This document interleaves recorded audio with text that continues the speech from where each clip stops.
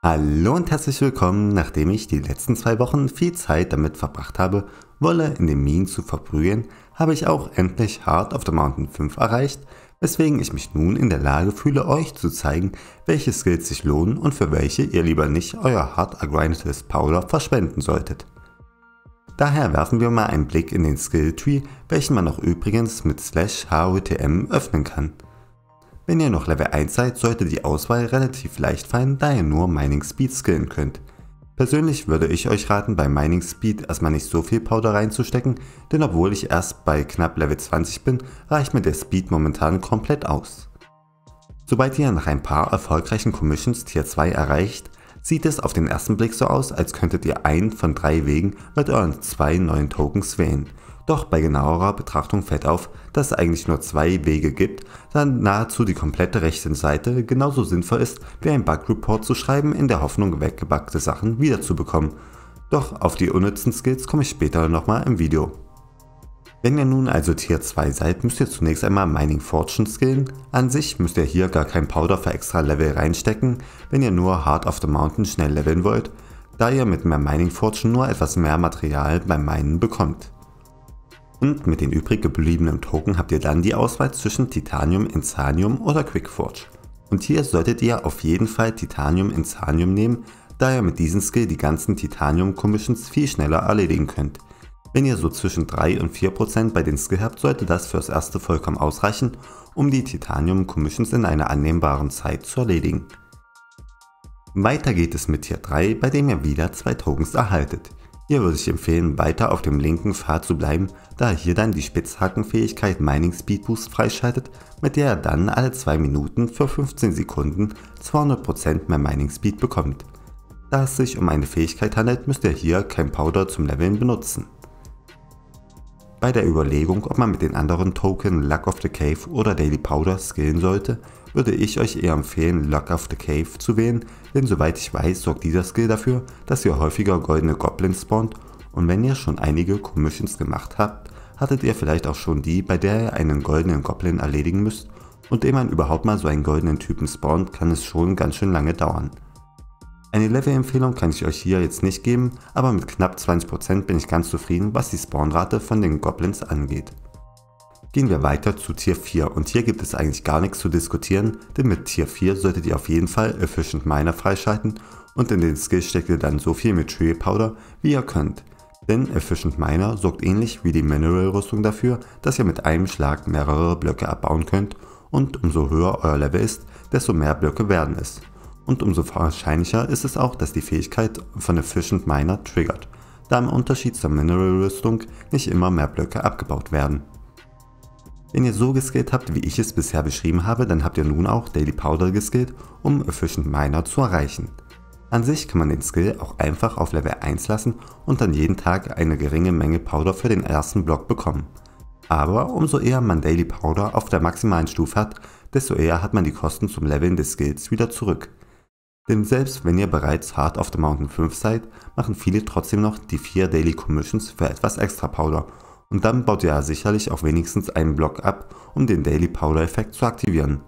Das Tolle am Daily Powder ist auch, dass dieses sogar vom Doppel Powder Event beeinflusst wird, und wenn man Daily Powder auf Level 100 hat und es dann immer beim Doppel Powder Event auslöst, dauert es nicht einmal 30 Tage, bis man das ganze Powder wieder zurück hat, welches bis Level 100 benötigt wurde. Doch genug geschwärmt von Daily Powder, kommen wir endlich zu Heart of the Mountain 5, wo ihr zunächst 2 Tokens für Tier 5 erhaltet und 1 Token für Peak of the Mountain. Und wenn ihr noch 375.000 Material Powder im Peak of the Mountain steckt, erhaltet ihr das 11. und letzte Token. Da wir ja anfangs gelernt haben, dass die rechte Seite des Skill Trees nicht existent ist, bleiben wir links und skillen Mining Madness für etwas mehr Mining Speed und Mining Fortune und Seasonal Miner, um mehr Mining XP zu erhalten, um schneller Mining 60 zu werden. Nun haben wir theoretisch noch 2 Token, wenn Peak of the Mountain gemaxt ist, aber 3 Skills, welche an sich ganz gut wären. Da gäbe es einmal Goblin Killer, wodurch ihr pro goldenen Goblin 400 Powder bekommt, und beim Doppel Powder Event sind es dann sogar 800 Powder pro goldenen Goblin. Dann den einzig halbwegs nützlichen Skill von der rechten Seite, nämlich Quick Forge. Denn wenn ihr an dem Punkt seid, solltet ihr 5 Forge-Slots haben und bestimmt wollt ihr dann auch einige Sachen in der Forge herstellen und dieser Skill sorgt dann dafür, dass ihr nicht so lange darauf warten müsst. Und der letzte nützliche Skill wäre Skymall, welcher dafür sorgt, dass ihr jeden Skyblock-Tag einen der 6 unten stehenden Buffs random bekommt. Wobei die oberen 4 mit Mining Speed, Mining Fortune, Extra Powder und den verkürzten Cooldown der Spitzhackenfähigkeit ganz nett zu haben sind, die beiden unteren mit 10-facher Chance auf goldene Goblins oder die 5-fache Menge an Titanium sind hingegen etwa so, als ob ihr an einem heißen Sommertag zufällig an einem McDonald's vorbeikommt und die Eismaschine dort funktioniert sogar. Und als wäre das nicht schon schön genug, haben sie sogar eure Lieblingssorte und auch noch euer Lieblingstopping. Also um es kurz zu fassen, diese beiden Buffs sind der absolute Jackpot. Denn die 10-fache Chance der goldenen Goblins in Kombination mit Goblin Killer Luck of the Cave und ein Doppel-Powder-Event sorgt dafür, dass ihr mit genügend Mithril-Powder versorgt werdet, dass ihr sogar euren Enkelkindern noch genügend Powder vererben könnt. Und beim 5-fachen Titanium sieht es nicht viel anders aus. Der Skill in Kombination mit einem hohen Titanium-Insanium-Level und ordentlich Mining Fortune macht euch nicht nur steinreich, sondern titaniumreich. Sorry für den schlechten Wortwitz, aber mit genügend Mining Fortune und der 5-fachen Menge Titanium könnt ihr aus einem einzigen Titanium mehr als ein Stack herausbekommen. Und als wäre das nicht schon schön genug, stackt das Ganze sogar mit den Doppeldrops von der Mining Fiesta von Coral, wodurch ihr dann pro Titanium fast ein enchantetes Titanium erhalten könnt. Ich persönlich werde von den 3 Skills wohl Goblin Killer und Skymall nehmen, da ich ein sehr geduldiger und ausgeglichener Mensch bin, weswegen ich auch mal ein paar Minuten länger auf meine Items in der Forge warten kann. Aber wenn ihr nicht einmal die Geduld habt zu warten, bis sich bei euch im Bazar eure Kaktus-Buy-Order füllt, wenn gewisse Leute gerade ihre Kaktusfarmen leer machen, spricht auch nichts dagegen, Quick Forge zu skillen.